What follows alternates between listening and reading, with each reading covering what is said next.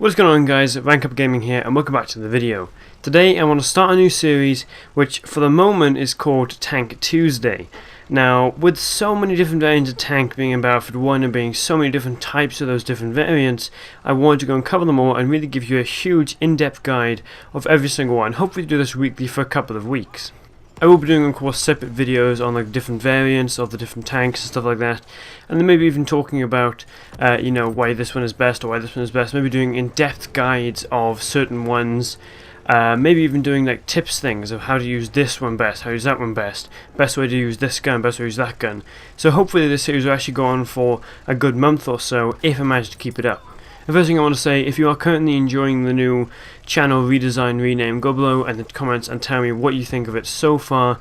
I didn't want to make a whole big thing out of this new one. I wanted to just get it done and really move on and sort everything out rather than dilly-dallying and sort of going through the exact same process again. Regardless, to get into today's video, I want to talk to you guys about the light tank in Battlefield 1. Now, in real life, this thing is a Renault Ft Tank. Now, this thing was developed in 1917 by the French army and was in fact one of the first effective types of tank.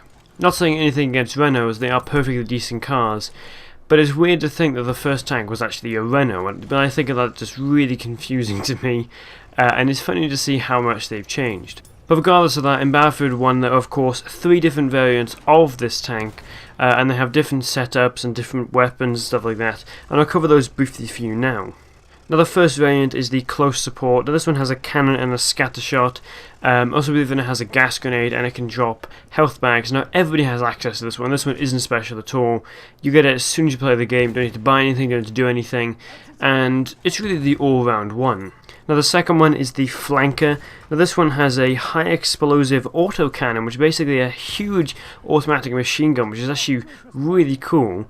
And the other one is an auto scatter gun. Again, this thing is automatic, same rate of fire, but it shoots scatters of shots like a shotgun rather than individual rounds. And the final one is the Howitzer variant. Now, this one has a huge 75mm artillery gun that is unbelievably powerful, and like I said, is basically a standard 75mm artillery gun stuck on a tiny little tank.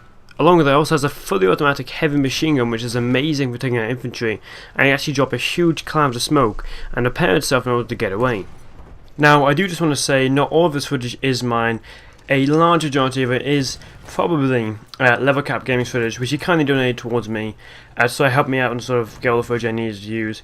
So thanks to him for doing that. I'll leave a link to his channel in the description below. Now, individually, these tanks fill different roles. The close support is obviously more as a support role, sort of stay at the back, join the main attacking force, but along the way taking out infantry and tanks, not doing a huge amount of damage, just sort of taking out the stragglers and just helping along. Now, the flanker, as the name suggests, is mainly best when you're getting around the enemy, you're getting behind them, sort of getting to the sides of them, nice little shots, and not actually going directly at them. It is really not effective as a head-on attacking tank. It's more effective, like I said, as a sort of sneaking behind, doing a little bit of damage here and there. But really no ways are going to be the most effective at taking out tanks or infantry. The fact that you can put, I believe, 20 shots down range, if you don't hit all 20 of those shots, you're nowhere near doing as much damage as the Howitzer or the close standard, or the close support even. Now, as I said, my favourite is the Howitzer. You can see on screen right now is a real Howitzer gun. These things are absolutely massive and just fire huge rounds. When I first saw it said Howitzer as one of the loadouts, I didn't believe it. I thought, nah, it can't be the same Howitzer, but it is. It is the same gun, which is unbelievable. Now, this thing shoots extremely far if you aim directly up. Most of the time with this thing, you're really not aiming at the thing, more aiming up in the air for the projectile to actually go up and come back down. It genuinely acts as an artillery. So much of the time you can take out tanks from huge distances and they have no idea what you're doing.